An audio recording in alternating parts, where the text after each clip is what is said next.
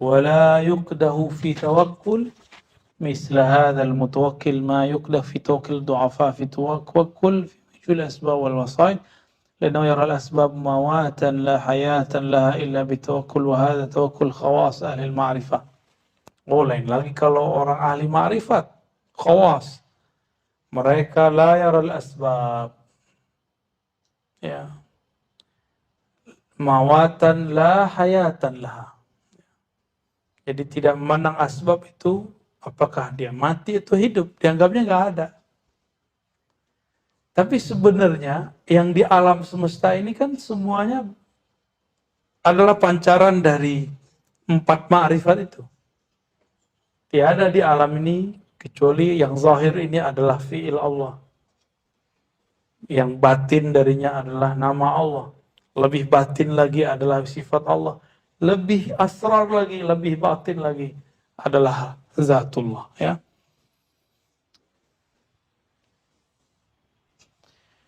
Ini beliau ngasih ngasih teori. Kalau Imam Ghazali dalam Ihya Ulumuddin lain lagi ceritanya. Beliau kalau bab tawakkul dia tambahkan at-tauhid. Nah, di jilid keempat dari Ihya Ulumuddin kan Sidi Musa kan sudah dapat mengajarkan Ihya Ulumuddin di pengajian Al-Badar. Gimana kata Bang Dik? Allah. Itu beliau menjelaskan tawakul itu ma'rifatkan tadi dikatakan ada kaidah at-tawakkul ala qadri ilmi bil wakil. Ini kaidah paragraf terakhir. Tawakalmu sejauh manakah, setinggi apakah dia, sesukses apakah kamu tawakal, yaitu seberapa pengetahuanmu terhadap Allah tempat engkau menyerahkan urusanmu. Jadi ma'rifatullah itu kunci-kunci daripada tawakul. Ya. Kalau orang kenalnya baru di nama, maka dia sibuk wiridan untuk tawakal. Makanya banyak thariqat ijazahan. Baca ini, biar begini. Jadi thariqatnya thariqat asma. Thariqat wirid. Tapi kok dari dulu thariqatnya wirid mulu? Kita nggak ngelarang wirid. Wirid itu penting. Tapi jangan. Emang kalau nggak baca hasbunallah wa ni'mal wakil, antum nggak tawakal? Ijazahnya kan 450 kali. Itu wiridan kita. Tapi kita nanya nih, kalau antum nggak baca hasbunallah wa ni'mal wakil terus nggak tawakal gitu, kan enggak. Zikir ini itu hiasannya, makanannya lidah dan kolbu. Kalau seandainya nggak baca ini tetap kita tawakul, kira-kira begitu, nggak rusak. Maka zikir ini tidak menambahkan tawakal, tidak mengurangi. Nah, itu baru orang khawas. Kalau kenal itu adalah zikir tertinggi. Gak perlu dia wirid-wirid berbelit-belit ya. Puasa banyak-banyak. Kalaupun dia puasa, dia puasanya karena cinta. Kalaupun wirid, kena wiridnya karena mahabbah. Gak lebih. Bukan karena ingin menambahkan rasa tawakal. Jadi kalau begitu, mungkin gak seorang murid datang ke guru, Tuan Guru, kasih wirid dong, biar bisa beli rumah. Tuan Guru kasih wirid dong, biar bisa beli motor. Ya, kan enggak mungkin. Ini sudah ada semua. Kalau emang udah percaya, ya. Nah, ikhwan ribat, akhwat ribat, harusnya begitu. Nggak ada lagi yang minta-minta wirid supaya begini begitu, itu norak. Ya. Mau jadi waliullah kok wiridnya wirid norak, wiridnya wirid ma'rifat, jangan wirid yang norak. Ya. Itu sudah lama orang begitu. Toh banyak yang gugur. Dia sudah wiridan, ternyata nggak ada hasilnya. Akhirnya dia meragukan wiridannya. dan tidak sedikit yang meragukan Allah Subhanahu wa Ta'ala. Ya. Tapi kalau dia percaya sama Allah, suka-suka Allah dong. Mau ngasih kapan, mau ngaturnya kapan. Gimana? Masih mau norak nggak? Maka di sini nggak ada bagi-bagi wirid begitu. Di sini ijazah wiridnya wirid ta'abudi, wirid ubudiyah, bukan wirid karomat. Kita nggak bagi-bagi wirid-wirid ma'unah, mahabbah, peletiyah, Sulaimaniyah. Nggak ada di sini. Nggak laku di sini tuh norak bagi kita. Ya maaf ya. Dan kalau minta aneh nggak kasih. Ya. Ada kita sanadnya. Kitab-kitabnya kan itu punya Syamsul Ma'arif Kubra.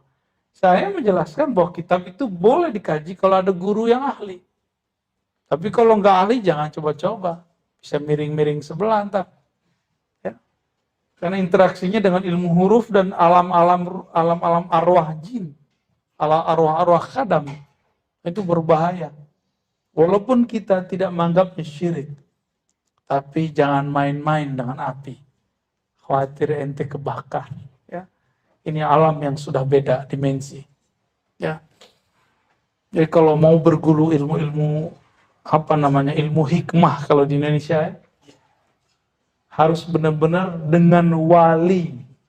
Jangan cuma dengan orang yang kuat wiri dan riadoh. Sampai kurus-kurus badannya riadoh. Tapi nggak kasyaf ya, sama aja bohong. Ya.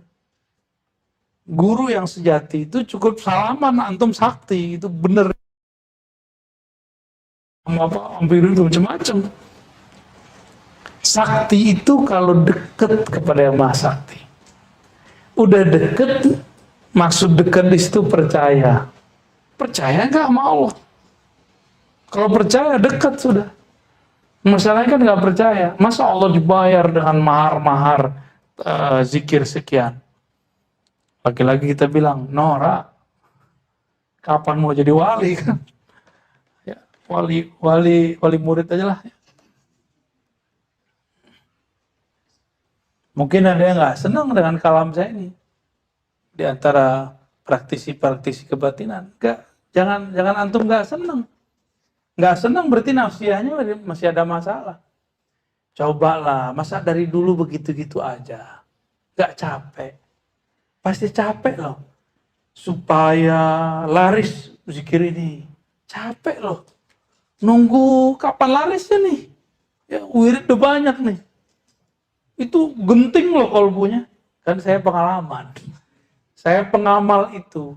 Sebelum saya bertorikot, di rumah saya itu banyak buku-buku itu. Dan saya pengamal itu.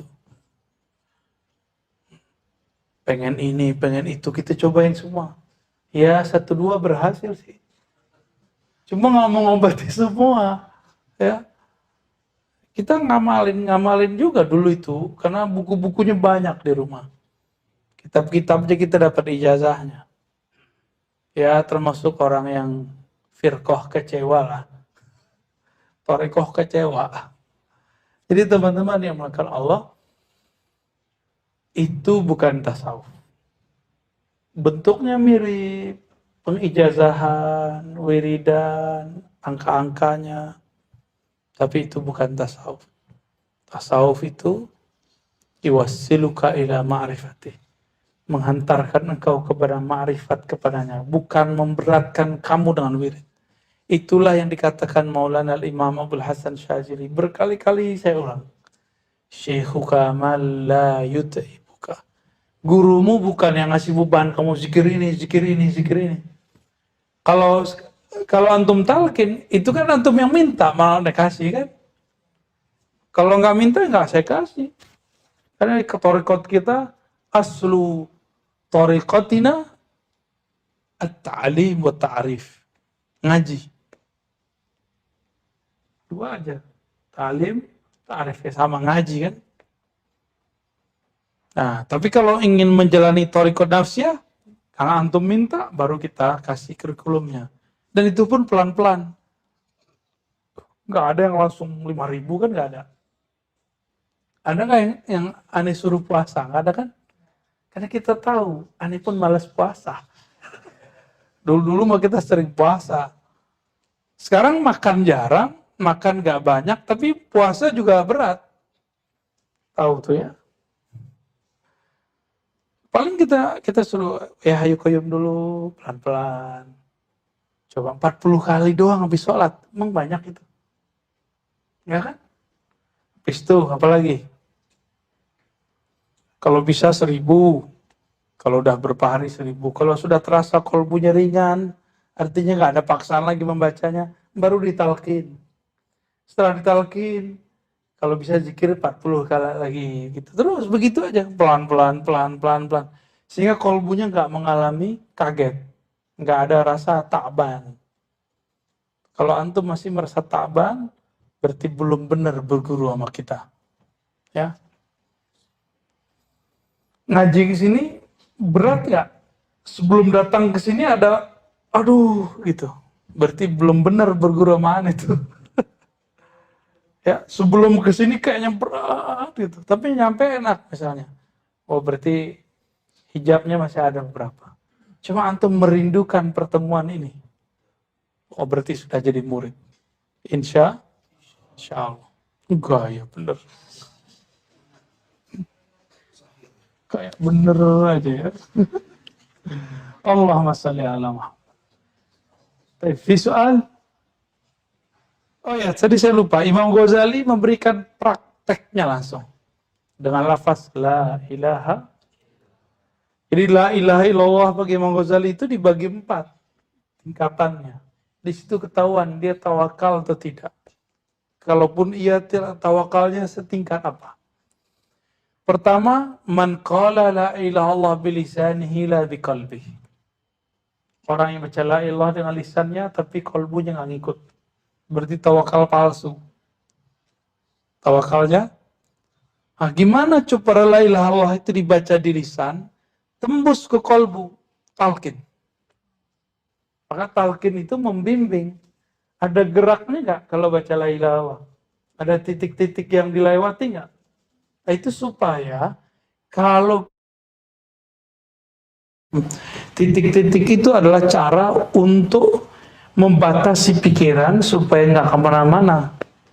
Itulah ijtihad dari para ulama kita terdahulu. Tapi rahasianya sebenarnya dari Nabi Khidir juga. Jadi diambil dari pusar, ditarik ke ubun-ubun, terus dihantam ke kalbu gitu ya. Itu adalah cara yang diwariskan oleh Syekh Abdul Qadir Jilani, Bahauddin Shah Naqsyabandi, Abul Hasan Syazili kepada murid-murid mereka untuk memenjarakan nafsiyah, untuk memfokuskan fikrah. Lalu kalau begitu baru kalbunya merdeka. Ya, baik.